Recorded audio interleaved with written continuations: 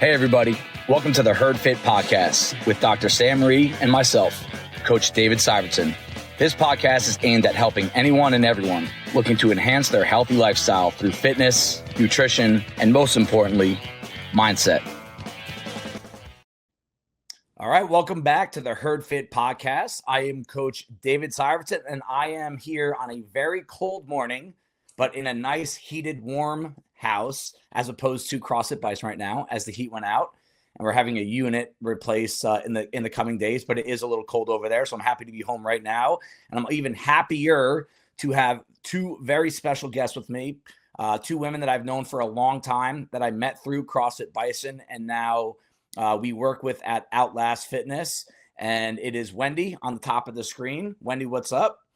And Sherry on the bottom row. Sherry just got you got your 8 hours in tonight, yes or no? Yes, I hit it. All right. So she's the freshest person on this podcast, and she's the one that's smiling the biggest as well. So it goes to show how much sleep can do for your health and happiness. Ladies, thank you so much for coming on the podcast this morning. This is one that I've been looking forward to. I've been kind of eyeing you guys up for over a month now, just watching you two perform your workouts and some of the changes that you've seen with your bodies and even maybe your approach to fitness and how you're feeling at Outlast, with a history of CrossFit Bison. And I think you two have as much credibility, if not more, than anyone on the blend of CrossFit into Outlast, the comparison and the contrast, because both of you worked out at Bison for years. And now you guys are staples at Outlast. You've been there since the beginning with us. And I think some of the conversations that I've had with you and others, just got done saying this off camera, that they have been some of the most enlightening conversations I've had with anyone between the two gyms about the direction of Bison, fitness, health in general. I've been listening to so many people talk about what they view CrossFit as Outlast as health, and how you blend all these together, and then how you feel about yourself and what's happening with your bodies as you have made a transition without completely closing the door on CrossFit. And I think it's a really important conversation for people to listen to, because I'm still pretty confident a lot of people aren't really understanding what this is all about. And whether you work out at Outlast, whether you work out at Bison, or whether you're someone that listens that doesn't go to either, this is going to be an interesting conversation. I'm really looking forward to it. So again, thanks for the time this morning, ladies. So Wendy, let's start off with you. Let's just give me a quick background, just so people that don't know you, they want to kind of know who you are as a fitness person. Like, what is your background with fitness? Where are you at in life? And we'll kind of dive into some of the more details later. All right. Before I started CrossFit, I was an endurance athlete, made it to the Ironman level, competed there. And then along that journey, I ended up having some internal health issues that made me step away from doing triathlons. As you can see, I'm still biking. In here in this basement area, there's 11 bikes. So I still do that part of it, but it took me a long time to figure out, probably 2 years to figure out where I was going to go next. And it was actually a former member that you had, Sue Walsh, that introduced me to CrossFit. And I came in for a 1 month unlimited, and I'm the type of person who's like, you're going to give it to me? I'm going to try to come every single day and see what this is all about. And I loved it. It replaced what I was missing on the endurance side, because like once you have a passion for something, it's really hard to step away from it when you don't want to.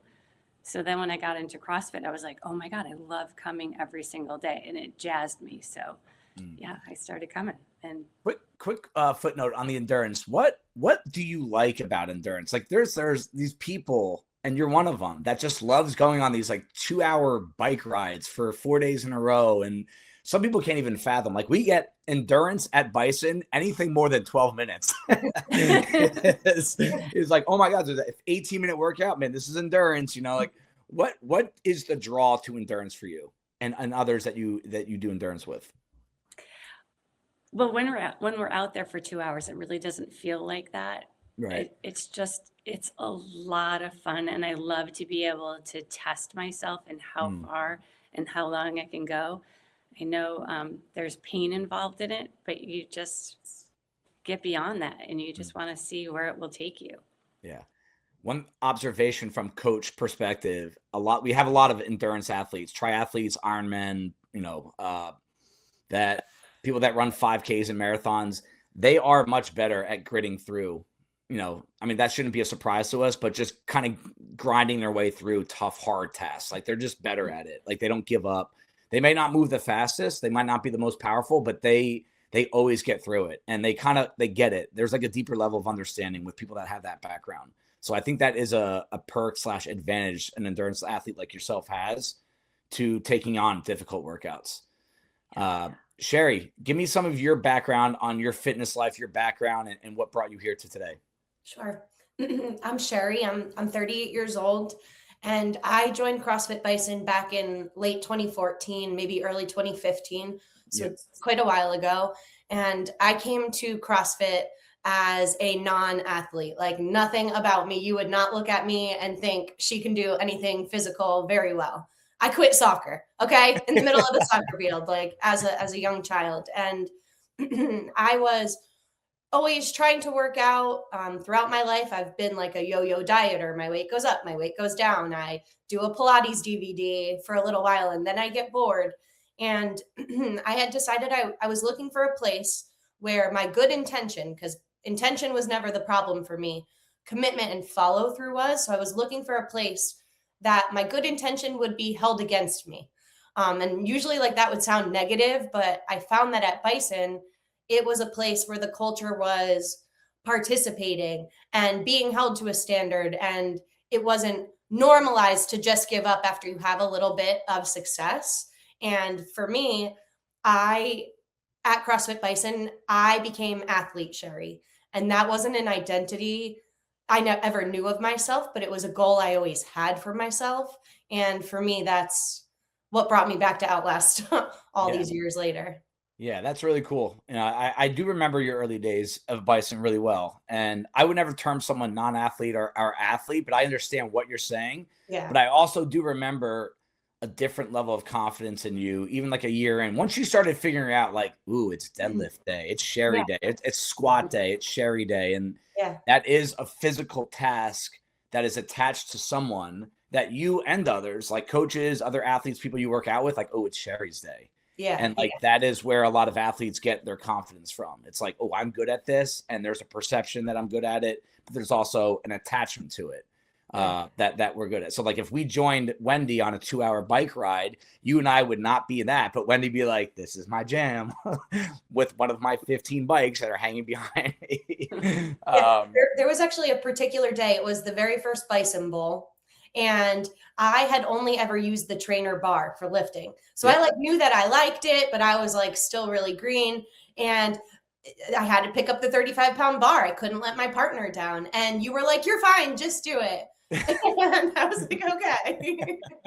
And I hit a PR that day at the Bison Bowl. And I'm telling you, I remember that moment. It just like clicked for me. And I was like, all right, I found something that like, I actually feel ignited. I feel passion. This makes me want to come back and do this more. And everyone around me is screaming and shouting for me. And me, I'm doing this for me. And that was the moment for me, really, the very first Bison Bowl. And that's 10, you were what, 26 at that time? Like you're an adult, you're a young adult, but you're an adult at that stage. And I think it's really cool. I've seen this a lot. It's one of my favorite things about being in this field for work is that you see so many people find something in adulthood that they didn't know they had. Yeah. And it's like a message that we try to get across to a lot of people at Outlast and Bison. It's like, hey, look, I know you have a lot going on. I know you have kids. I know you don't think you're athletic or strong anymore. You've never had this exposed to you, but most people don't understand what they truly are capable of. And I think that's one of the draws to both of these gyms and these ways of working out is once you start learning what you're capable of, it brings out a new kind of life. It ignites the spark that you never would have even touched if you were by yourself all the time and not really pushing yourself. So thank you for that Bison memory. That was going to kind of be my next thing. Wendy, do you have kind of like an old school OG type story or just situation or something that happened at Bison that you were like, hey, that's what I remember starting Bison off at, like at the old space. You were one of the few people now that were at our gym when we were down the street. Do you have a memory there that kind of is deep in your memory? Well, my first and second day. My first day, I walked in and Coach Storms was coaching, and I said to myself, "Oh my God, are they all this big?" I was like, "Wow, they're big." Yeah. And then the second day I came in, you were behind the desk, Yep. and I glanced to my right, and I said, "They are all this big." And then I went into class and Coach Liz was there and I said, "Yep, this is the trajectory that I'm on." Because remember, I came in as an endurance athlete, so I had like zero muscle. Right. Yeah. And the people that you're with are generally speaking more, or I should say, I don't want to be mean to them, leaner, smaller, not as muscular, because that's, you know, kind of slows them down within that sport. Correct. Yeah. Yeah. Yeah. That's interesting. It's funny how the perception of CrossFitters is among powerlifters and guys that are bodybuilding, guys and girls that bodybuild their face off all the time.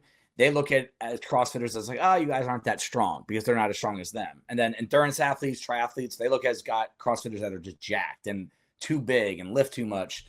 And that's another reason why I like both of these ways of fitness, is that we kind of train both sides of it, where the goal of fitness to me is that you don't have a specialty. Like, you are a jack of all trades. Like, if you really start asking people, like, what is fitness? It's never like, how big are your biceps? It's not just how strong are you? It's not just how fast you run a mile. It's like, how many things can you do at a high level? That is what fitness is. And I don't think it's really debatable. And I think that's what CrossFit has done better than any program that has shifted into other areas of fitness, whether it's Orange Theory, whether it's Alpha Fit, whether it's Outlast. It's kind of a branch of what CrossFit has exposed in the fitness industry. And it's cool that we are kind of on the early side of it, because we're kind of ahead of the curve now. So Sherry, what was intriguing to you about Outlast? Because you were one of the first people that reached out to me before we opened. It's like, hey, tell me more about this. I'm intrigued. What was about, like, what kind of spoke to you in terms of like, hey, this is really something I might want to do? Yeah, I think what you just said about how CrossFit is so multimodal and it's so focused on like the whole picture is for sure what drove me to CrossFit in the beginning. Yep. Where CrossFit went wrong for me, other than COVID, which completely just got me off track. Yeah. And I know that was a long time ago now, but it took me a while to get my feet back under myself, fitness from that.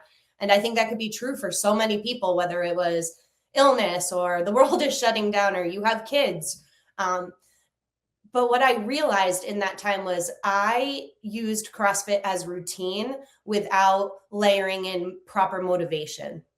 And so when I heard about Outlast, and that kind of one of the main differences from me, other than the programming, we do a little bit more dumbbells and the machines that we use. But one of the big differences is that we don't record our scores on the board. I don't know if you kind of agree with that, Dave, but from my perception and my experience, that's a big difference between the two programs. Yep. And so with that, I have figured out in these last 8 months I've been at Outlast how to have my own motivation.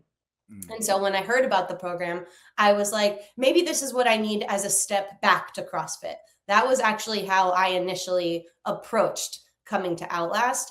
But what I have found is actually myself at Outlast. Yeah. And that's really interesting because I just shared how at Bison, I discovered something about myself. I discovered like one persona of me, athlete Sherry. Yeah. And at Outlast, I really discovered that my motivation, I shared this with you recently, Dave, is to like beat me, be my best me, me versus me. And I think that the competitive side of CrossFit, which is not a negative thing, that is fun. I like to try and hit the heaviest weight and, you know, hit my PR. But that was just not sustainable for me for this season.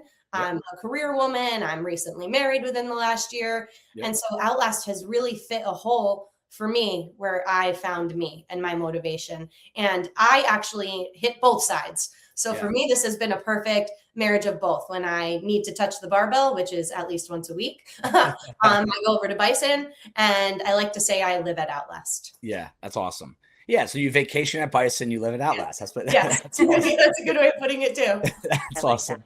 Yeah, we're gonna put that on a shirt. Wendy, Okay. what was to you? Like, you have a slightly different situation in terms of why you went to Bison, and to me, just knowing you, you're kind of someone that really does. When you go in, you go all in. Like, you really are. Hey, I'm not half committing to anything. Right. And you left Bison and you went to Outlast, and we've had. I mean, our number of people that have done that now is probably over 35 people now. And which is cool to me. It really is. It's enlightening. It's kind of exposed a different side of the business to me. But you're one of them. You were one of the first. What was the cause for that? What's your story of why that happened? So I had recently been diagnosed with an autoimmune disease called Graves' disease.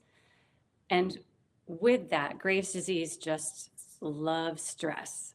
Mm. So I kept saying to myself, I need to make a change. I don't know what that change is going to be, but I knew stress in the job was causing issues, higher levels of cortisol. So I started working with a functional doctor, and I had talked to her, and I had said, this is what I'm up against. What do you think I should do?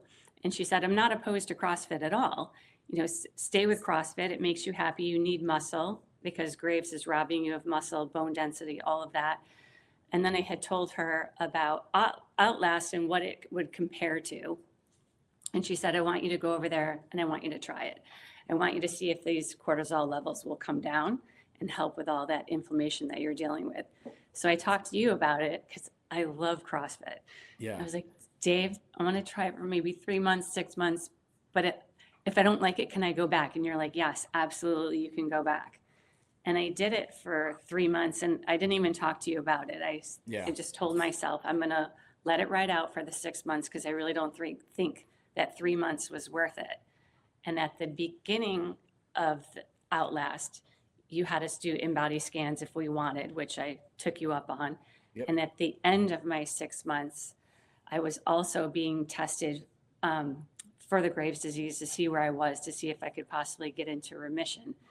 And at that point, in that short amount of time, I had gotten into remission, and I had gained 3 pounds of muscle and lost 2% body fat. So I knew at that point I needed to stay where I was, and I love it.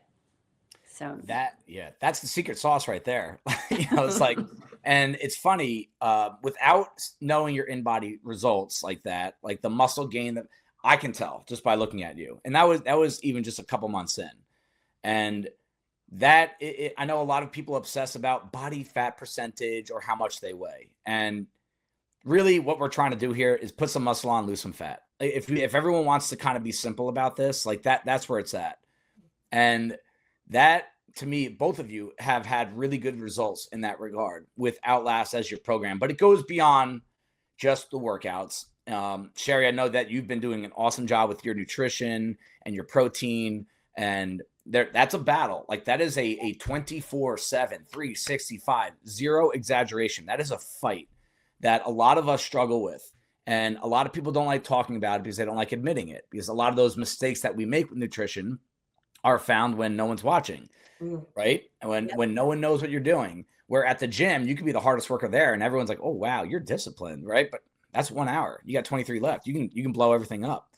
So can you touch on some of your experience there of, your body, has changed a lot, and you've done a great job. You've earned it. You really did put the best foot forward on it, but it goes beyond the workouts. Can you touch on some of that experience a little bit? Yeah, it really does. And, so I said how I kind of fell off the wagon during COVID, gained a lot of weight. I put on 40 pounds, which I have now taken off, thank God. And I agree, Wendy, the in-body scan, like, to anyone listening to this podcast, I could not encourage you more to just start. Don't be afraid, like, face what the music is. And that's what I realized was where I was usually going wrong. I convinced myself I CrossFit for an hour a day, but like you joked, Dave, maybe I actually did a 12-minute workout at CrossFit in Right. 24 hours of my day, right? So I can't just be eating whatever I want. And once I committed to the tracking, I was realizing maybe I was eating 30 grams of protein a day. And let alone if I want to be hitting big numbers when I lift, I want to be not cranky, not constantly feeling under the weather, not to my best potential. I said before, I'm a very mentally motivated person. Yeah. And I think sometimes in life, you get so encouraged to focus on what your good things are and like lean into, like I said, I'm a professional. I love my job. Focus on that. And nutrition always took the back burner to that. And even as an intelligent woman, I didn't really understand the importance of treating my body as a temple, what that meant. And that really means looking at the whole picture of things. For me, tracking, if it goes in my mouth, putting it in MyFitnessPal is like a non-negotiable. That allows me to have a little cheat if I want to and adjust for it. I'm participating in the reset challenge right now. And that has really been awesome. And I got the opportunity to be a group leader. And one of the people in my group in our chat mentioned that she really likes that it feels like tracking is gamifying nutrition. And that has actually been a super good motivator. I've lost weight before and gone right back. And I don't want to do that now. And when she put that perspective on it, like beat yourself, beat the nutrition, hit the numbers, that has really motivated me to keep it going. Because it's one thing to understand it. It's one thing to do it for a little while. And it's another thing to keep at it and make it a lifestyle. I know, like Dave, you've talked about that a lot. And again, to bring it back to Outlast, what the removal from the competitive side of CrossFit has done for me mentally, I really see it like as a triangle. It's you have to have your mind right, you have to have your body right, but you have to have your heart right too. And without like one piece of those triangles, you're not going to have the success. Yeah, it's like the overhead squat, right? They say if you have to have mobility, stability, and flexibility, and if you don't have one of them, you will not be able to overhead squat. And that's why they say it's one of the truest tests of fitness, because you could be strong, but if you're missing one of those two, you can be strong and flexible. But if you're not mobile, right, if you don't have integrity in your joints at certain positions, you can't do the overhead squat. And that's where the hole is. And I think that kind of coincides with what you're talking about, that if you have two of the, many people do have two of those three, right? Mind, body, but they don't have the heart, or they have the heart and mind, but they don't have the body. Right. And it's a good way of putting it.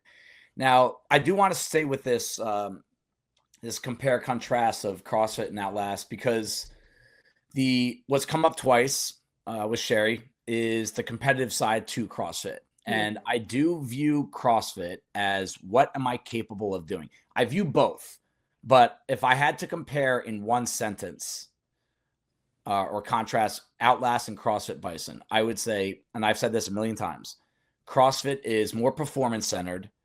Outlast is more health centered. And hey, look, there's going to be a CrossFit truther out there that says you're doing CrossFit wrong. It should be health centered. I'm not saying it's how we teach it, but it's the culture that has been at Bison for 12 years now, that most people, not all, care a lot about performance there. And that's partially because we literally put your scores on the board all the time, literally because a lot of people in our gym compete. And at Outlast, I made that decision early on that we were not going to put scores on the board. Every now and then we'll ask you guys to put a benchmark score in, or hey, if you want to. But literally today, when I was inserting the workouts in for next week, I don't put weights and times on all the days. Sometimes I do, but it's usually put a comment as your score so that you can track your stuff, but your score's not popping up anywhere, right? Wendy, you do have a performance background. You have raced before. You are a pretty competitive person, in my opinion. Do you, be honest about it, do you miss that at all at Outlast? Do you wish we were putting scores on a board to compare ourselves to each other? No, it's one of the things that actually I like best. Okay. I like the fact that we can go in there, not see what somebody else has done, and you're really just focusing on what you can do and what you want to do. Because you might have a day where you're completely beat up. Yep. And you should be dropping the weights down. But if you're looking at somebody else's score on the board, you're like, I'm just going to do it. Yep. I like how freeing this is to just come in, do what I need to do for me, and then walk away and not have somebody else's score rent space in my head. Yep. And look, I've been hard on this to the point where I know it annoys people. I'll be honest that, like, hey, get it out of your head, compare yourself to other people. And yes, we all know that. But there are certain environments where Bison's one of them, where it's hard to do that. Like I still to this day come in and be like, hey, this kind of hurts. I'm going to do this weight. But because those guys didn't, I do the weight I probably shouldn't do. And that's a problem that I struggle with. A lot of people struggle with. And when you take that possibility out of the window from the programming and the daily insertion of scores, it does it. Like I like that word, freeing, that you walk into it and it's just about your workout. That's it. But there are moments in that gym and Outlast that it does still get competitive enough to push yourself. But it's not the number one, number two, number three thought. It's just kind of like, hey, we're kind of feeding off each other. Right. And that is, now, Sherry, do you like, in the same breath, we don't put RX weights in Outlast. There is no RX. It does not exist. No one ever asks what RX is. A coach never asks, did you scale it? We never have anyone come up to the board and say, I did this, but I scaled. And we fight that all the time at Bison. Like, stop thinking it's a bad thing. But again, people are stubborn. It's in their head that scaled is bad. And do you like that? There's no RX. We give a guide on, hey, go heavy here. Go to failure. Go light. Go medium. Like, what do you think about that? I'm glad you asked, because it's actually one thing I definitely wanted to get across on this podcast, because again, off camera, Dave told us to say whatever's really in our minds. So here you go, Dave. At one point I asked Dave, is Outlast like for old people? Like what's the vibe here? And Sure. I was honestly just asking, like I was okay with it. I was still going to go. The answer is no, just to be very clear to everybody. And the reason I bring that up is the vibe at Outlast is, again, I can't say it enough, you versus you. And the very truth is, I am somebody who wanted the RX on the scoreboard. For me, competitive me versus me, honestly, I wanted to know that I could do that. And there have been workouts, especially in the last couple of months at Outlast, where I picked up a dumbbell 5 pounds heavier than what I would have done if I was at Bison for the very same workout, because why would I have done 5 extra pounds when RX was, 35?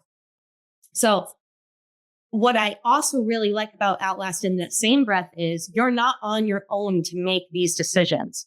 The very first day I walked into Outlast, what I liked was there were familiar faces and some new faces that I have come to absolutely love and adore. The coaching staff at Outlast, like top notch.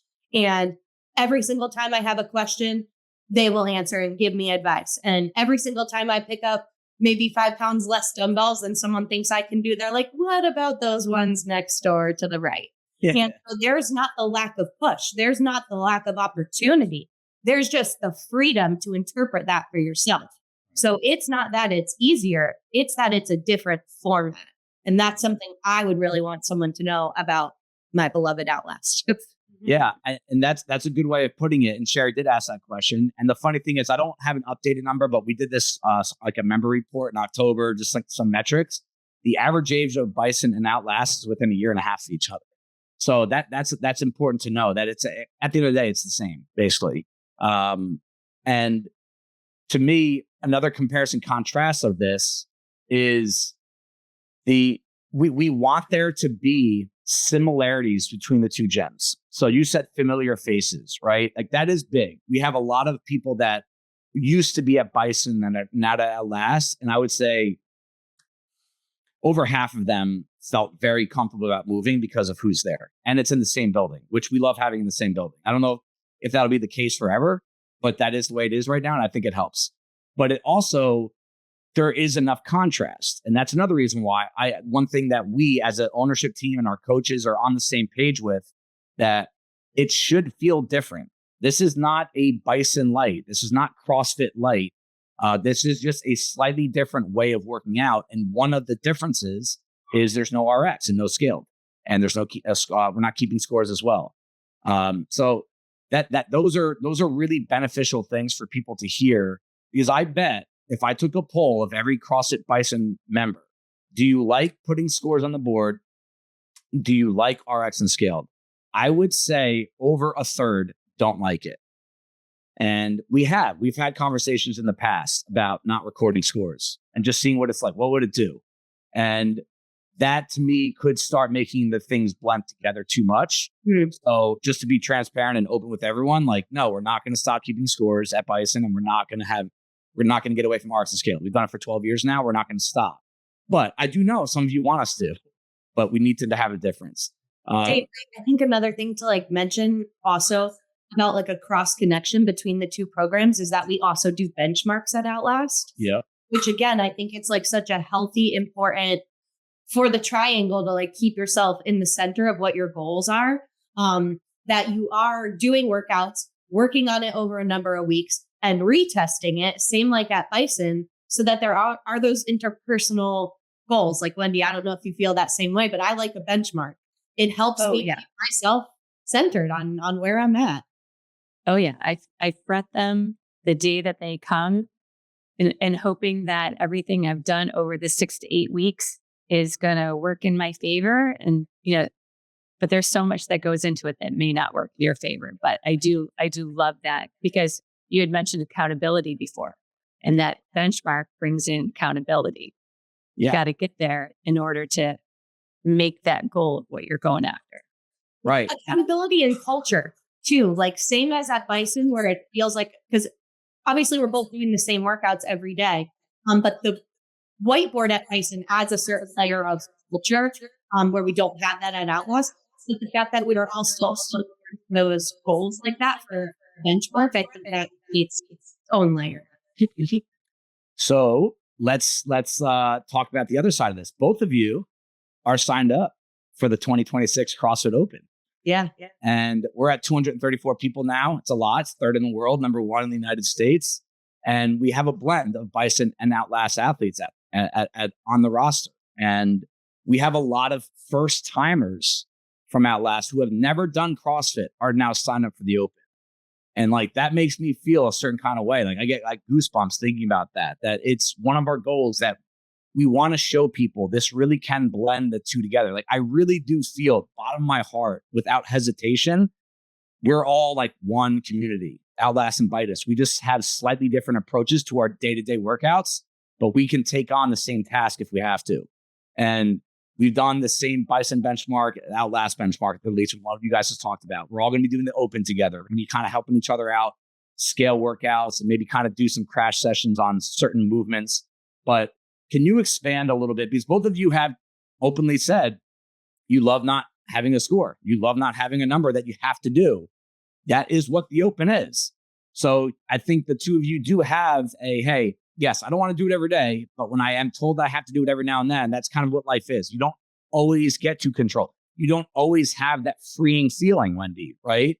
Mm-hmm. You don't always get to have that. Like sometimes you got to go to work when you don't want to. You got to go shovel snow when you don't want to, right? Can you touch on why you're doing the Open? Like, what is the reason why you are doing the Open now this year? Well, I do like the Open and for everything that we've talked about with CrossFit and Outlast. Yeah. But I have to be uncomfortable. Yeah. Or I'm not going to grow. Right. So right now I'm really comfortable at Outlast. I haven't touched a barbell since last June. And I want to feel that again. Yeah. So it's going to be uncomfortable. I have to make a decision. Am I going to go scale? Am I going to do foundations? I don't know. If I do foundations, I'm going to be running around like crazy Louie. Yeah. But it's going to be painful. It's going to be very painful. But I'm ready. I want to do it. I want to feel uncomfortable again. Yeah, that's awesome. I can't wait to see you do it. Sherry, why'd you sign up? I think it wouldn't be right to sound a podcast without talking about your commitment to community. And for me, you're such an inspiring coach and owner of the gyms. And so something that's important overall, I want to be a part of that. Like, so for me, if I just want to work out, I'll go to fitness 19 up the street. It's not just about that, right? I want the whole picture. And sometimes it comes with pushing yourself outside your comfort zones. And I like for the Open, looking back at my rankings, like that, it is good to push yourself a little bit. Yeah. Yeah. And I think the way we do it at Bison, it really is a big group feel. We're uncomfortable, as Wendy said. We grow together. It's fun. Like at the end of the day, at the end of the day, they're workouts. We're not telling you to go train for 9 months and show up every day at 5 a.m. and run 3 miles before you have breakfast. Like, come and do a workout. You're either going to get crushed or you'll crush it. And that happens to everyone every year. It's all relative to where your goals are and what you're training for throughout the year. But the bringing people together is always a goal, probably the primary goal of the Open. And like my biggest selling point is it probably really is the only thing all year that we can all come together and do. Like the holiday party, half the gym doesn't go, like half. Like right now, our numbers they're really high in terms of percentage that people go. Any social event that we do, it's great to get people together, but it's never everyone. And this is what we do. We work out, we perform, and we don't know these workouts until the day before. And we all get nervous about it. There's not a person that's not nervous about it. But there's this magic in the Open every year that occurs that you can't fake or replicate in any other way. And I think when you start blending these two groups of people together, Outlast and Bison, you just raise the ceiling of what everyone is capable of individually, but also as a group. Like the group is going to be better this year because of this. And I'm really confident in that. So let's start talking about, this next 10 minutes here, and we'll wrap it up about the future. You guys did a great job talking about compare, contrast, what you don't miss about Bison, what you do, what you love about Outlast. Let's talk about the future of you and Outlast, the future of you in fitness. Is this something, I want to kind of nip this in the bud too. Do you view Outlast as a stepping stone to eventually doing CrossFit, or do you think it's its own thing? Wendy, tell me what you think about that. Like and there's no wrong answer here because I can talk about both sides. Is Outlast a stepping stone to doing CrossFit? I think if you wanted to do CrossFit and you're real nervous about walking in the doors because it is intimidating going in on the first step, I think it is a good stepping stone. However, I think it can stand alone. Well, and it's just looking at my results alone and what it's done for me coming off medication, the changes in the body, that's, I feel, very important for my age. And we were talking earlier off camera about me being 57 this year and the whole menopause piece of it. I think this is really complementary for that. Good. That's going to be a hot topic in our future. I can already tell. Again, you can tell trends not by figuring it out and what you like to do. You can figure out trends by just listening to people. And that word menopause, premenopause has come up more in the past 3 months, 3 to 6 months than the previous 11 years combined. And, note to self, we've already started talking about it as ownership. Is like, what can we do to kind of help out with that? And again, it's natural. A lot of the people that were at Bison 10 years ago are, guess what, 10 years older. And like I told Wendy off camera as well, can't run away from it. Being afraid to talk about something that is truly inevitable is foolish. And I like to have conversations about it. I'm not an expert, even close to one, but I will listen to as much as I can people that are going through it, people that think they're going through it. And it can start a lot sooner. Some of the symptoms and signs of it can start 15 years before you think it's going to happen. And like you said, Wendy, it's going to happen for years after as well. Yeah. Some of the side effects from it. And I do think that it's important that you said it can be a stepping stone. Sherry, you have used Outlast to kind of go back on vacation, as you say, to your vacation home at Bison. Do you ever see it being, hey, I'm now going to move to my vacation spot and Outlast will turn into a vacation spot? Or do you think this is your flow? I agree with everything we said. My answer is different, roundabout. My answer is that I feel healthy supported in both places to constantly assess what's right at any given time. Yeah. And that's actually what I think is the thoughts. Because like I said before, we all go through these two states of life, menopause, or kids, or work. I feel like I'm in a place where I can use supported and encouraged counsel along the way, constantly decide. Yeah.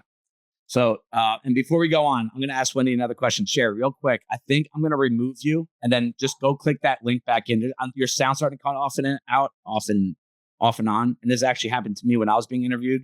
So I'm just going to remove you, come back in, and I'll get Wendy going on the next one. All right. So, Wendy, those good answer. I think both of you guys have, hold on. Let me just actually. All right, Sherry, you hear me? Yes. All right. Oh, that sounds better immediately. Cool. All right, sweet. You're good. All right. So now you guys have talked about the results that you've both seen. You talked about what you're looking for out of yourself. And again, I love Sherry. Going to reassess. You don't have to make a decision. That's something I want everyone to hear as well. I've had someone, I don't want to name names. Someone left Bison to go to Outlast, and she says, I'm going to do it for a month. After the month, I'm going to do another month at Outlast. That month just passed. She wants another month. And it's okay to not know like what you want to do, and it's that's a big part of the fitness industry. And that's part of what makes it a tough business. And it's always moving and you're constantly dealing with what's trendy, what's not, what's stimulating, what's not. That has happened over the last few years at Bison, where people, as much variety as it is within the program, it gets stale. You kind of get sick of the warming up your front rack, even though your wrist hurts, hanging on the rig with holes in your hand that are bleeding every time you touch it. Like, it can get old and you want to try something new and you just hit a plateau because you're just really not working that hard anymore because you kind of focus on the bad every time you go there. And so I think it's good to switch it up. And I think it's okay to always reassess and leave a program and then come back to it. I really do. As long as you keep moving, you try new things and you find things that make you work hard. What do you guys think? This means a lot to me, just your opinions on what is Outlast missing? What are things that you wish it had more of, or you're hoping we at some point end up having / doing? Wendy, I'll start with you on that. Sure. We talked about this a little bit. First thing would be space. Yep. So it's filling up. Uh-huh. There's a lot of weightlifting that's happening. But as far as like, what is it missing? You've already added what I wanted, which are the pull-up bars. Yeah. Yep. They should be finished today, actually. If I was to think beyond pull-up bars, like what kind of equipment would I want? I don't know where you could put it, but actual sleds. Yeah. Yep. That's on the list. Yep. That was one of the first things we said we're going to be doing, but then it's a space issue right now. And but it's coming. We'll find a certain way. Like, I know you can do those resistance walks on the runners, but it's not the same. It's a little easier space and functionality wise, but it's definitely not. There's nothing like pushing a sled. There just isn't. Sherry, what do you think? Well, you have exposure to both Bison and Outlast for a long time now. What is there anything missing there that you really feel like it's just missing that one bite? I actually like our small space. Yeah. Because we hold Bison. Yeah. It's like very brand wonderful. But I think maybe something I really like about Bison is Bison Facebook group. Yep. Yeah. Yeah. That's there's probably, I'll say this from the coaching owner perspective. Not sure who's going to listen to this from Outlast, but there's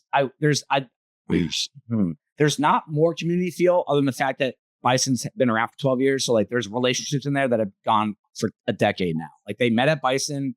Now their kids play with each other in the sandbox. So like that, there's nothing, you can't replicate that in 8 months of a gym being open. I think Outlast will get there eventually. But there is a little less sticking around and cheering for someone. Like we are trying to kind of portray the message at Outlast. Like when your workout's over, you don't clean up. Like you clean up when the workout's over, even if you have to leave. And that's a message we're trying to get across respectfully. We know everyone's in a rush, especially in the morning. We know who's not. But I always like to say you wouldn't leave the class early if your workout was still going on. So that's like something that's usually not debatable to me, that you don't clean up your stuff and walk by people and say goodbye as people are working out. You don't have to cheer them on. A lot of people don't want to be cheered on. I've had more of that over the years. Like, I don't want everyone looking at me at the end of the workout and clapping your hands. Like, shut up, get out of my face.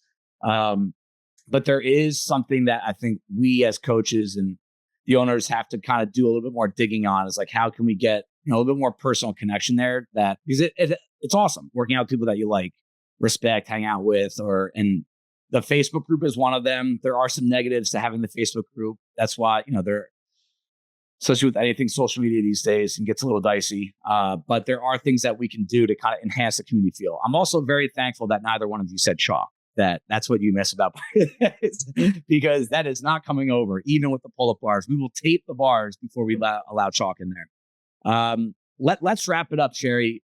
What's one or two things just off the top of your head, like just short, like what do you hope people know about Outlast, that know about CrossFit and love it and think it's the best thing in the world?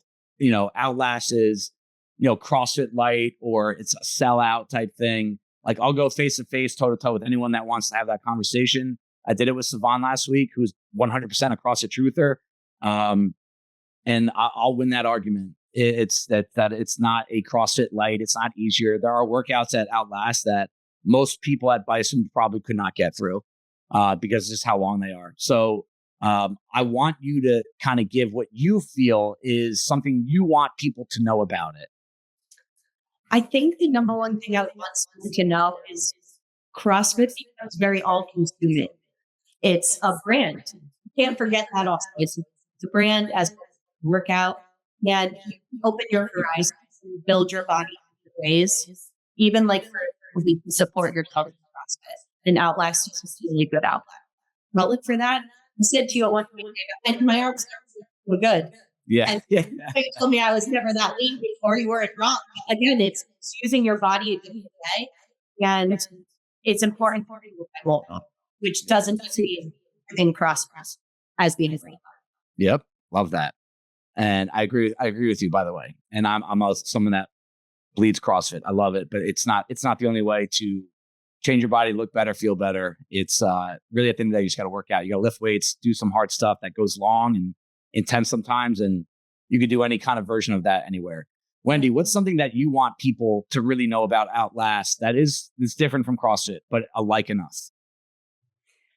At CrossFit, you think that you're moving well, but when you come over to Outlast and you're really having to focus on the dumbbells or the kettlebells, it's really enlightening to understand how you're actually moving that weight and the control that you have, where CrossFit might be a little faster, as you might be moving the weights or what you think is in a good movement, but actually it's not.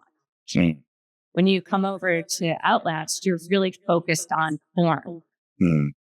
Without you even having to say anything. You just know when you're moving it, that it feels different. Something doesn't feel right when you correct it yourself. And I think you even mentioned to me at one time, I've always struggled with squat depth. You said that now that I'm at Outlast, that my squat depth has drastically improved. That's where the tempo stuff. We do a lot of tempo. So Bison, you associate with intensity. Outlast, I would say, associate it with tempo. Like not all, but a lot of our lifting is done with tempo. And there's a lot of reasons behind that. One of them is absolutely create some awareness of what your movement patterns are, the quality, the depth, the range of motion. And yeah, it is easier to move well when you're not doing things as fast as possible and try to compete for a score. That's basically, so if it is something that you find yourself in this hamster wheel of pursuing speed, performance, scores, RX scaled, but you're also battling this, I feel like crap. Like my knee always hurts, my shoulder hurts, my back hurts all the time. It's probably because when you get tired, the movement quality does go down a little bit. And again, CrossFit coaching, maybe we should do a better job of correcting and cueing and watching. But at the end of the day, I always call this 50-50. If you have an athlete that's 49% in on quality movement, which most people are not, I would say most people, if I had to pick a number, I would say about 25 to 30% they're focused on their quality of movement compared to scores. Bad things are eventually going to happen.